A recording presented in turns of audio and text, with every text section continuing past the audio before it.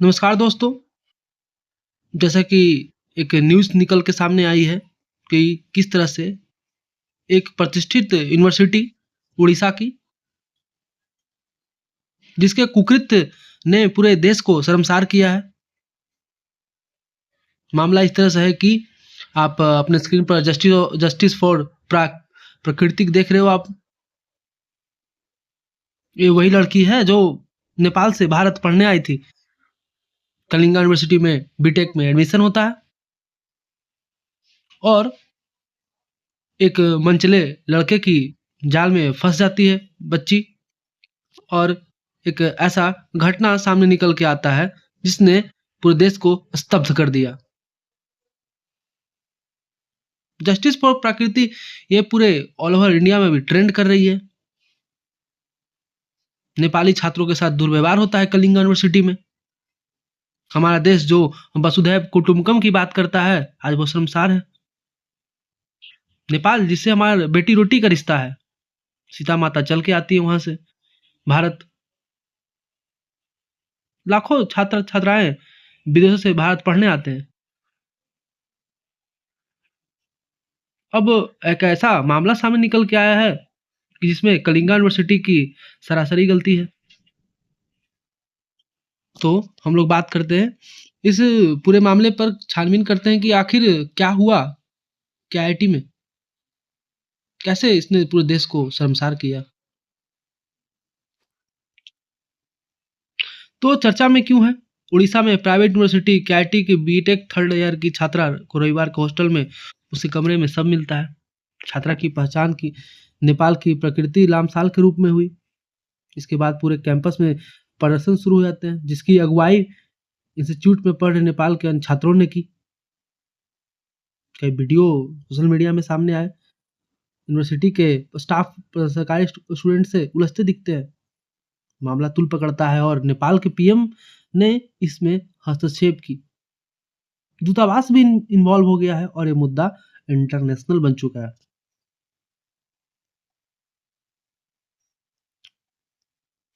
दरअसल बात ये निकल के आती है कि 16 फरवरी की शाम बीटेक थर्ड ईयर के स्टूडेंट प्रकृति लामसाल का सब कॉलेज हॉस्टल में मिला और कहा जाता है कि आत्महत्या की है।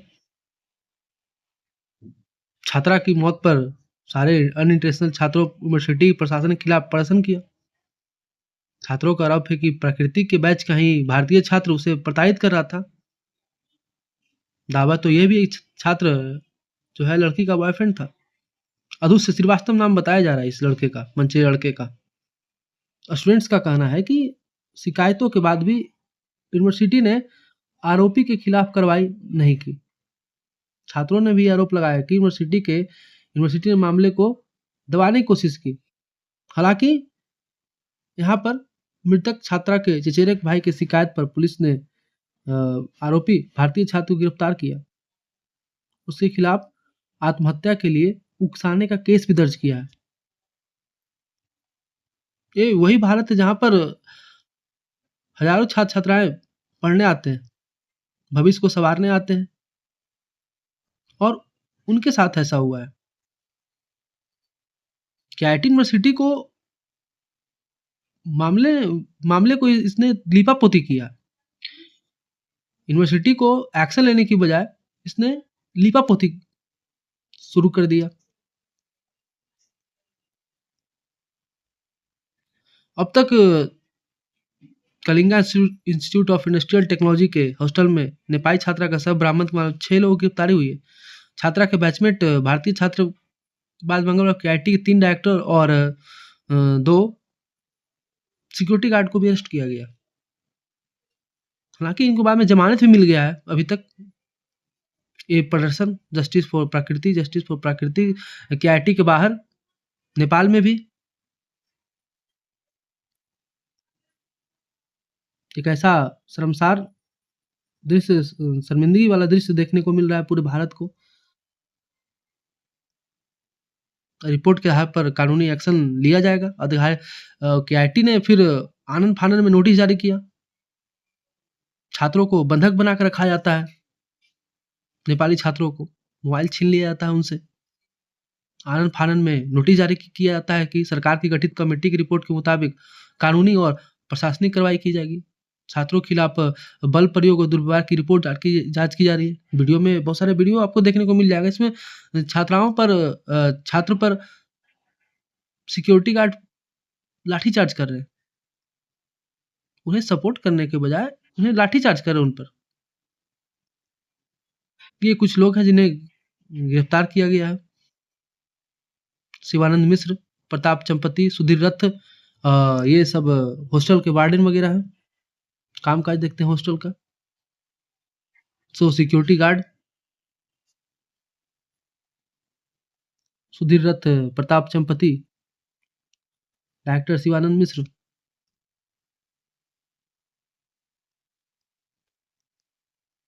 ऑडियो वायरल होता है दावा कि छात्र छात्रा की बातचीत का। यूनिवर्सिटी के स्टूडेंट के बीच ऑडियो वायरल है जिसमें किसी लड़की और लड़के की बातचीत है। दोनों के बीच किसी बात को लेकर बहस हो रही है। लड़का लगातार लड़की को गालियां दे रहा है। लड़का लड़की से माफी मांगने कहते तो लड़की लड़के से माफी मांग लेती है। दोनों के बीच लंबी बहस के बाद लड़की रोने लगती है। दावा किया जा रहा है कि कॉल रिकॉर्डिंग प्रकृति और आरोपी लड़के अदुष्य श्रीवास्तव की है। लड़की माफी मांगती है। लड़का गंदी गंदी गालियां देता है इस मंचले लड़के का जो दुर्व्यवहार। बाद में एक और वीडियो निकल के आती है। इस वीडियो में दावा किया गया कि कॉलेज की 2 टीचर मंजूषा पांडे और ये जयंती नाथ, इसके बाद नेपाली छात्रों से बहस करते हैं ये लोग कि हमारा कॉलेज 40,000 लोगों को फ्री में बैठा के खिला रहा है। दूसरी ने कहा तुम्हारे देश का बजट नहीं होगा जितना हम बैठा के खिला रहे हैं। तो इनको पता नहीं कि बच्चे फ्री में नहीं थोड़ी खा रहे हैं। इन्हें ये जो है कॉलेज की मोटी फीस भरते हैं तब इन्हें खाने को मिलता है। और ये कैसा कि इस वक्त इस तरह का बात निकल के आना।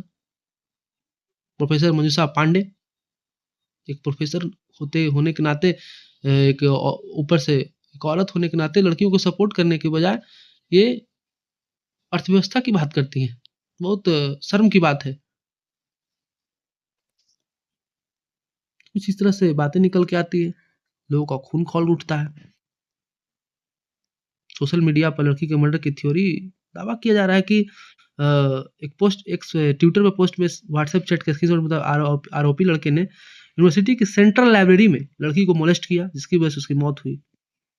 इसके बाद यूनिवर्सिटी प्रशासन ने उसके शव को ले जाकर हॉस्टल में कमरे में रख दिया जिसे सुसाइड दिखे। इसके अलावा वीडियो में दावा किया कि यूनिवर्सिटी ने करीब 800 छात्रों को ऑडिटोरियम में बिठाया, उनके फोन जब्त किए ताकि इस मामले को बात न कर सके। उन्हें लगा कि इस पाप को छुपा लेंगे, लेकिन मामला ऐसा बनता नहीं है, मामला और बिगड़ जाता है।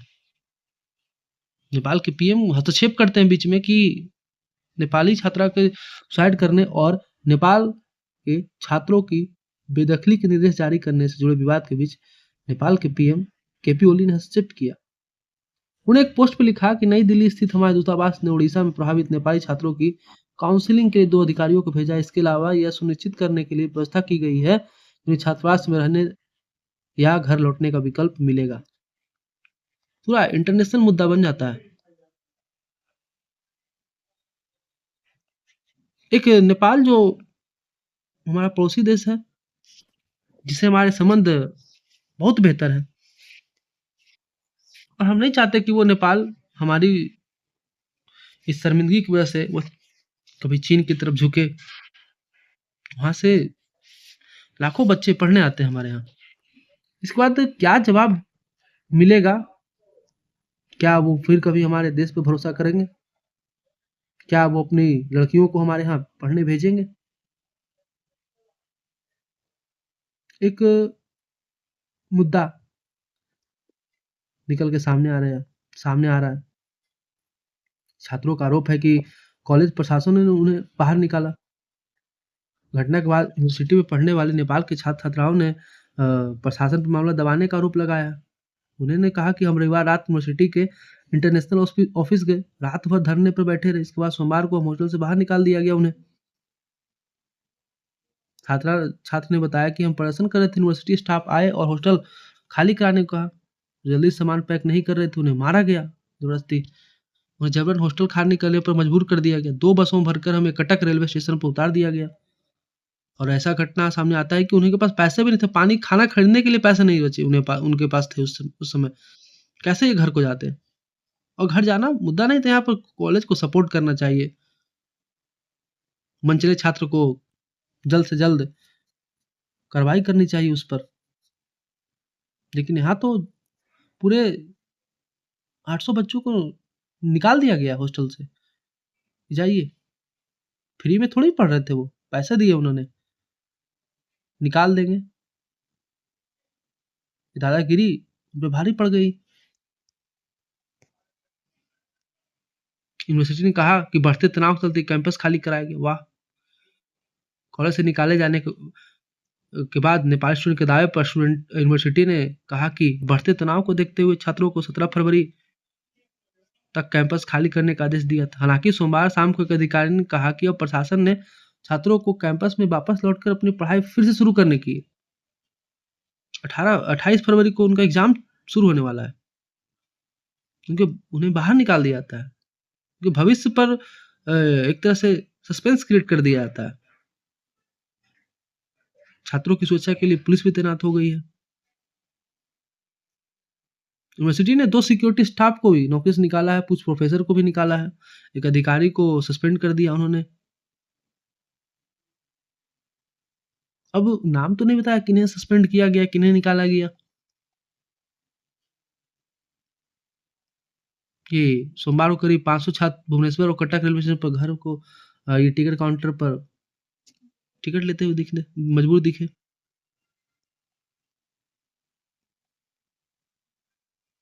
तो कुछ इस ऐसा कुकृत्य देश पूरे समाज पूरे देश को शर्मसार कर रही है। क्या जवाब दिया जाएगा उनके पिता को? नेपाल वाले क्या हम पर फिर से भरोसा करेंगे? उड़ीसा सरकार ने कहा नेपाल से हमारे अच्छे रिश्ते हैं। उड़ीसा के उच्च शिक्षा मंत्री सूर्यवंशी सूरज ने सोमवार को कहा कि राज्य सरकार के हस्तक्षेप के बाद निजी विश्वविद्यालय के अधिकारियों ने आदेश को रद्द कर दिया है। नेपाली छात्रों से परिसर में लौटने और अपनी पढ़ाई फिर से शुरू करने की अपील की गई है।